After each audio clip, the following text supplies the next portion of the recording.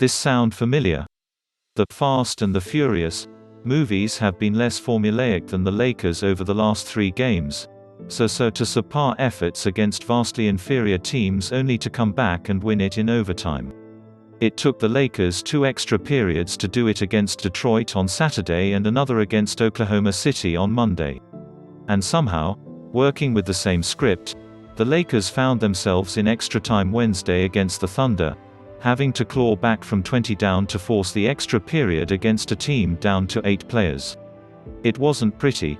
The team once again was atrocious from deep, but 3-pointers from LeBron James at the end of regulation and 1 from Wesley Matthews in overtime nudged the Lakers to their 6th consecutive victory with a 114-113 win at Staples CenterIt. It's the 7th time in NBA history a team has won 3 overtime games in a row. Ultimately, the Lakers wanted to avoid asking James to do it all, trying to find ways to keep him fresh during a stretch where he's averaged 40 minutes per game during the Lakers' winning streak. "We're going to be responsible and try to win the game," Lakers coach Frank Vogel said of his team's plan for James. "That's the best thing I can tell you." They got the win, but James' minutes once again extended north of 40, a worrisome sign. There's a feeling that James gets a vibe from the game he's about to play, whether it's a night where he needs to take over or if it's one where his teammates need him to get them going.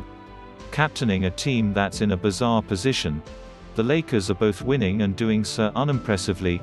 Wednesday was a night where James decided he'd try to rely on his help.